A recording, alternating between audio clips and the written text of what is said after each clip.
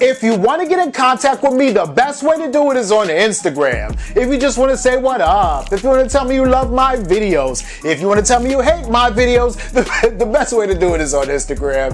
Peace, y'all. Jonny Fastlane here. So, ASAP Ferg says that Kendrick Lamar told Rich the Kid to take everybody's verse off New Freezer except for his. Pusha T and Lauryn Hill dropped some new music. Lord Jamar and Eminem sub each other on Twitter. And Kanye West's new album, Yhandi, just leaked. Let's talk hip-hop.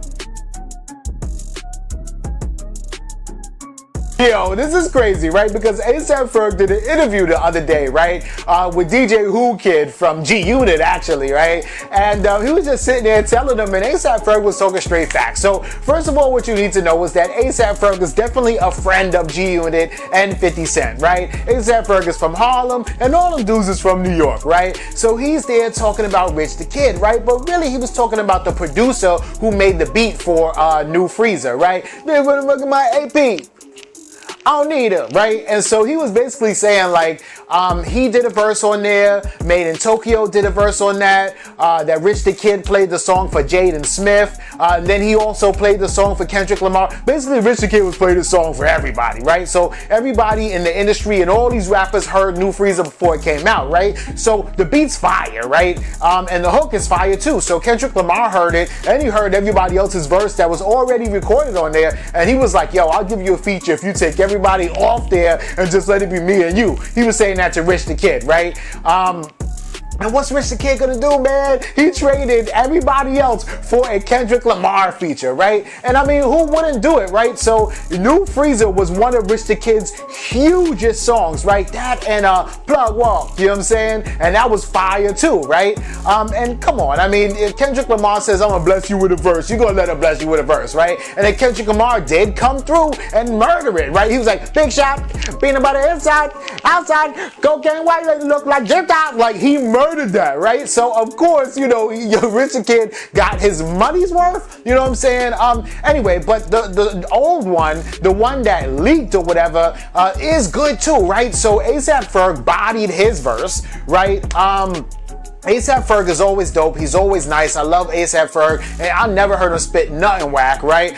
Made in Tokyo, his verse was, nah. I mean, like, I don't really like Made in Tokyo's music, right? I think that maybe Made in Tokyo is probably a cool guy, you know, and he's a good writer too, right? Made in Tokyo will be writing for other rappers, and when he writes for another rapper, what they spit is fire, right? But when Made in Tokyo tries to spit his own stuff that he writes, not so much, you know what I'm saying? Like, he was XXL Freshman 2017, you know, that was a dud, right? Every song that, and I don't want to say like shit on Made in Tokyo, but every song that he drops, you know, hadn't really like hit the mark, right? I mean, like, I don't know, is he corny? Like, it's just like it's just like he doesn't have that star quality or whatever the case is. Like, I don't know about Made in Tokyo, but you know, ASAP Ferg's verse was good, right? And honestly, man, I don't even think Rich the Kid needed Kendrick Lamar to tell him, like, yo, take Made in Tokyo's verse off of that. I think they probably would have done it anyway, but I don't know, man. Let me know what y'all think about this in the comments.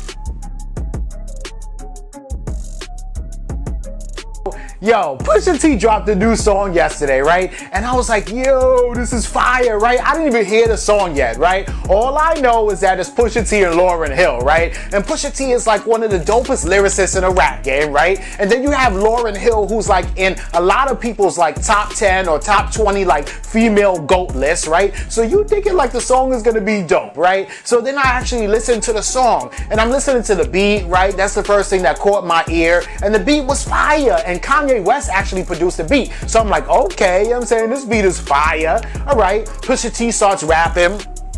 bodies it, right? Bodies the first verse, right? The hook comes, and it's Lauryn Hill, she's singing on the hook, right? And I'm like, okay, cool, Lauryn Hill singing on the hook a little bit, and then she's gonna start spitting. So second verse comes, and it's more Pusha T, right? And I'm like, okay, you know, Pusha T's body in this verse too. Lauryn Hill comes back and sings on the hook again, and I'm like, all right, cool. So I think that Lauryn Hill's about to body the third verse, right? And then Pusha T comes back and spits on the third verse again, and I'm like, all right, okay, I guess Lauryn Hill's not gonna, you know, rap on the song or anything like that, but she's on the hook and the beat is fire. So the song up until that point, I really liked it. I'm like, okay, cool. You know, I wanted Lauryn Hill to rap, but I guess she's not gonna rap, but whatever, you know, she's just on the hook. Maybe it's an old beat or whatever like that, and Lauryn just did the hook for it, right? And then after the third hook, Lauryn Hill starts doing like some kind of, I don't know what she was doing, but it was like a singy kind of rapping, but it wasn't like on some like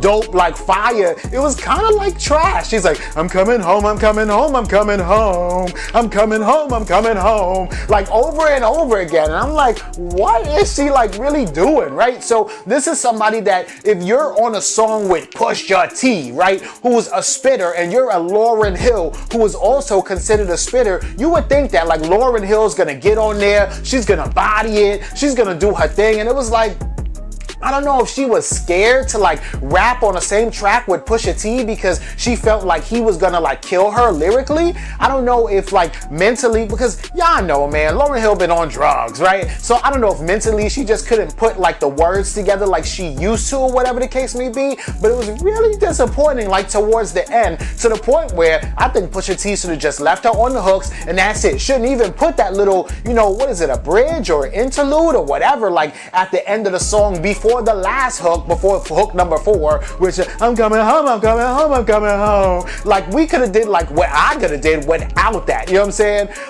It was just kind of disappointing, right? And then you know, DMX is my favorite rapper in the world, hands down, right? But I kind of compare like a DMX to like a Lauryn Hill where, you know, DMX, he performs all his old music, you know, great, right? But could I really see like DMX sitting down, like penning a new verse, like right now, like a new 16 in like 2019, 2020? I'm not so sure, right? And it's just like kind of disappointing, but you know, whatever, I guess, but I don't know, man. I expected more from Lauryn Hill, but the song is dope, right? It's just that Lauryn Hill kind of didn't really like do what she should have did on the song. But anyway, the song is called Coming Home, right? It's produced by Kanye, and y'all should check it out, and let me know what y'all think in the comments.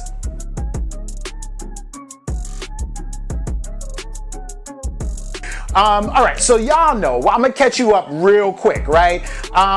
You know, Eminem said Lord Jamar's name on a song, right? But the whole situation is that Lord Jamar said that Eminem is a guest in the House of Hip Hop. Eminem heard it and actually mentioned Lord Jamar's name on Kamikaze, right? Vlad from, you know, DJ Vlad asked Lord Jamar what he thought about Eminem saying his name on Kamikaze, and you know, Lord Jamar just kind of laughed it off and was like, man, whatever, right? Lord Jamar did not respond back to Eminem in a lyrical way, right? He basically just responded back to Eminem on Vlad TV, right? Which is all good. But then, you know, Vlad likes to ask everybody and their mama about a certain situation that happens. So of course, when Conway the Machine went up on Vlad TV, DJ Vlad asked Conway the Machine about what he thinks about Lord Jamar's remarks about Eminem. So basically saying, yo, Conway the Machine, I know that you're signed to Eminem. Lord Jamar, a dude who is from, you know, up north in New York, just like you're from up north in New York, said that Eminem is a guest in the House of Hip Hop and that nobody listens to Eminem in the hood. What do you think, Conway the Machine, right? And Conway laughed, right? He said that Eminem is not a guest in the House of Hip Hop, but he did say that people in the hood don't listen to Eminem. He did say that, right?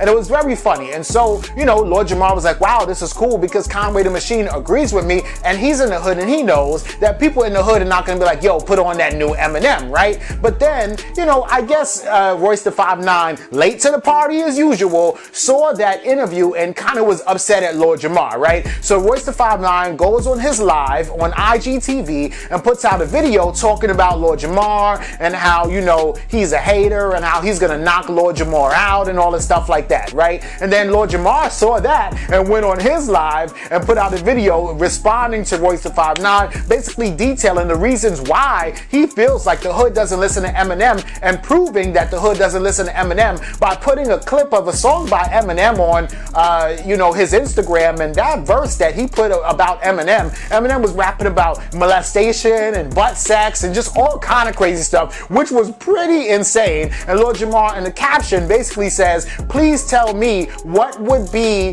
the reason why anybody in the hood would throw this on and be like, rap along with what Eminem was saying. And Eminem was saying some kind of crazy stuff, right? Talking about going to an outhouse and a barn and his stepdaddy, you know, molested him, all kind of crazy stuff. He was saying it like funny. It was just very weird, right? And it's like, what would call for the occasion for anybody to be like, yo, I love that verse. I love those lines that Eminem said. You know what I mean? So it was kind of weird. And Lord Jamar pointed that out, right? But then Eminem goes on on Twitter, and he goes, people want a problem until they get it, right? Basically talking about Lord Jamar, right? And then Lord Jamar responds to Eminem on Twitter saying, every problem has a solution, right? So this is crazy because it kind of looks like to me, this is all a prequel to like a rap battle, right? And if Eminem and Lord Jamar get into a rap battle, this is gonna be insane, right? I'm here for it, but this is going to be completely insane, right? And we'll have to see, but this is everything leading up to the rap battle, right? And I mean, here's the thing though, right? Eminem likes to bait somebody into a rap battle. He doesn't want to be the first one to like really give anybody a verse or really give anybody like a song, right? He doesn't want to be the first to strike. But the thing is that Eminem kind of already struck at Lord Jamar first, all the way back on Kamikaze, right? But you know how he puts out the bait. I mean, he did the same thing to Machine Gun Kelly when he was like, we know who the fuck you are, Kelly, and calling him R. Kelly because Machine Gun Kelly mentioned like Haley was hot or something like that back when Haley was younger than 18, right? But Machine Gun Kelly took the bait, and then they got into like this huge rap battle, which was also fire, right? So I think that he's trying to bait Lord Jamar right now, and we're gonna see what happens. But y'all might sit here and try to count Lord Jamar out, but I'm pretty sure that he got some bars for Eminem. This whole situation is gonna be crazy, and I'm here for this as long as they keep it on wax. And Royce the 5'9's dumbass is sitting here talking about he wanna knock people out and everything like that. Like, chill, bro. Like, you trying to act all big and bad. Ain't nobody scared of Royce 5'9, right? But if they keep it on wax and diss each other, I'm here for it all day. Let me know what y'all think about this in the comments. So ever since 2018, right, Kanye West has been teasing Yhandi, right? He came out with Yeezus, which was like him and Jesus, and then he's teasing Yhandi, which is like him being Gandhi, right? Which I guess is part 2 to Yeezus instead of saying Yeezus 2. But anyway, right, the sonically Yeezus was not good to me. A lot of people think that's like the most ingenious, album that Kanye has ever came out with, and I, beg to differ, right? But that's just my personal opinion. But I do think that some of the musical elements that Kanye West had in Yeezus, people still use today. Like The Weeknd uses like certain elements, but he made it more R&B-ish, right? Party Next Door, Drake sometimes uses, different elements from that. But also, you gotta understand that Kanye West does incorporate a Weeknd, a Drake in his music, so it's hard to really tell where that influence originated from. But whatever, we're not talking about Yeezus, right? We talk about Yhandi, right? So Yhandi leaked, right? And this is crazy because I heard about like 24 minutes of it, right? And I don't know if that's like the first 5 songs on the album, if these are throwaway songs. And then also there were like big blank blotches in between what I heard. But yes, yo, I heard Yhandi, right? And one of the very first songs that I heard on Yhandi is Hot Flamin' Fire. And I can't lie to you, okay? So just so you know, Ty Dolla $ign is on there, right? And that is the very first voice that I heard, and Ty Dolla $ign is singing, but it's not like regular Ty Dolla $ign. Like, he's basically like emulating his inner like Charlie Wilson, like for real, right? And it is dope, right? So then as Ty Dolla $ign is singing, Kanye West comes on there, first verse, bodies it, right? Ty Dolla $ign comes back and sings again, right? On the second verse, yo, it's Nicki Minaj, right? And she's spitting and doing her thing, right? But she's actually changing up the flow a little bit, right? And a lot of people talk about, oh, Nicki Minaj flow is old. Oh, Nicki Minaj flow is stale, right? A la DJ Academics, right? But I'm telling you, right? Nicki Minaj actually killed this and changed up the flow a little bit. It sounds a whole lot more modern and it sounds very 2019, right? And she's kind of basically rapping about how if you had sex with her before, that was her old body and, she don't know nobody, and she basically talking about getting plastic surgery and how now she got a whole new body, right? And this is crazy, right? Because first of all, I mean, it's just fire. I guess she's newly married to Petty Zoo. So I kind of think that she might be throwing shots at Meek Mill a little bit, basically saying like, you don't even know me anymore. That was the old me, right? And then the verse comes back on with Ty Dolla $ign, and then Ty Dolla $ign just goes and just murders the third verse, right? And it's crazy. So I'm like, yo, this song is fire, right? And then the beat kind of fades out, and I'm like, okay, this song is done. and then it just keeps, the beat keeps on fading and keeps on fading and fading and fading until we're like 6 minutes into the one song. Like, I'm like, is this still the same song? I'm telling you, 6 minutes into the same song, right? And I'm like, what the hell? And then all of a sudden the beat starts picking up again. And then the beat starts going crazy, right? And the beat is going even crazier than it was back when Nicki was rapping, back when Kanye was rapping. And I'm like, yo, we're at like 7 minutes into the song and I thought it was faded out, and the beat picks up again, and then XXXTentacion starts rapping on the motherfucking beat. And I'm like, yo, like, it was crazy. And let me tell you something, Triple X bodies it, right? And I'm like, oh my God, right?